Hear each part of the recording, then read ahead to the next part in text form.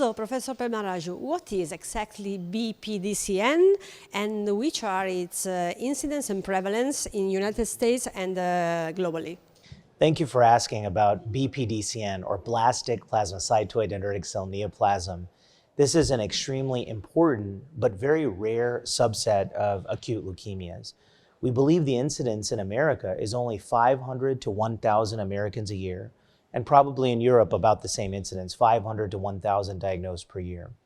But the three items that I think are important are, one, is that the name has changed so often over the past 30 years, and so that contributes to the difficulty in diagnosis and the rarity.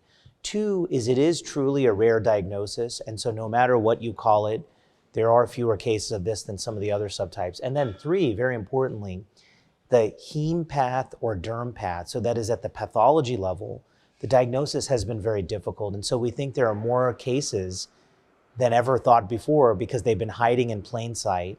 The differential diagnosis has included AML with leukemia cutis, cutaneous T-cell lymphoma, and other skin-involving leukemia lymphoma. So I believe and expect over the next 3 to 5 years we'll have more cases, not because there's a greater incidence, but because there's just more understanding of the diagnosis. Which are the main clinical manifestations of this disease?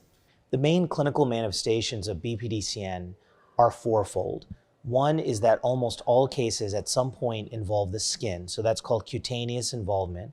But interestingly, not always at diagnosis. So I refer all my patients to the dermatologist and have a skin biopsy of any unclear lesions. Number two is that BPDCN likes to involve the blood and bone marrow, so more like a traditional leukemia presentation, CBC abnormalities, anemia, thrombocytopenia, neutropenia, and blasts.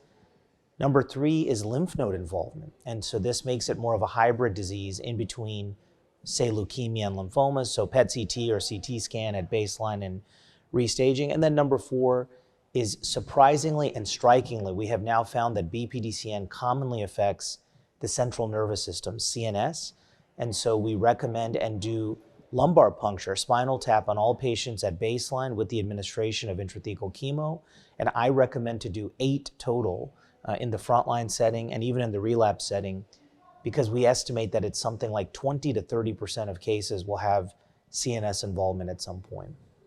Which is actually the prognosis of these patients? Unfortunately, the prognosis of patients with BPDCN historically has been quite poor. This has resulted in most groups reporting a median overall survival of 8 to 14 months. So in plain English, that would mean approximately 1, maybe to 1.5 years, and that's despite some patients receiving multi-agent chemotherapy. That's the historical expectation, quite poor and unacceptable for our patients. Now, in this new modern era of targeted therapy, CD123 agents in particular, and then as we move into the combination era, we hope and expect to double, triple, quadruple, maybe even more these results. Also, one other thing to note that is if you're young and fit with BPDCN and go for a stem cell transplant, particularly allogeneic stem cell transplant, then those overall survival curves are much better. And so young, fit, and transplant is the way to go. How do you treat BPDCN at your center, that is the MD Anderson Cancer Center? So specifically at MD Anderson, we really have what we believe is the world's largest BPDCN center in practice, and I serve as our inaugural director for this BPDCN program. And so basically the two things I would say in the management. Number one is the staging and really diagnosis up front. We have expert hematopathology, expert dermatopathology to really nail down the diagnosis and differentiate it from other entities. We definitely stage these 4 compartments that I mentioned, the skin, the bone marrow, the lymph nodes, and the central nervous system. And then for the treatment, if you're young, fit, then you have multiple options. We still prefer CD123 targeted agent, so that's tagraxofusp, as the standard of care that we led to approval in December 2018, New England Journal 2019. And it's also now approved as an agent in EU, Europe, for adults in the frontline setting.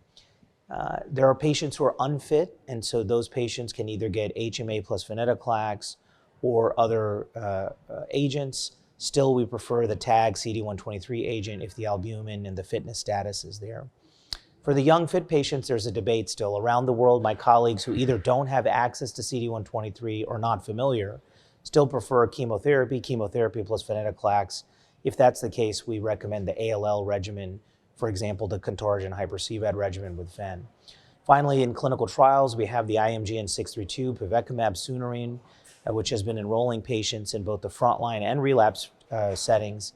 And then for the future directions clinical trials, there are a number of different programs. So triple therapy program that we have, CAR T cells, et cetera. So it's a very exciting time for our patients with BPDCN.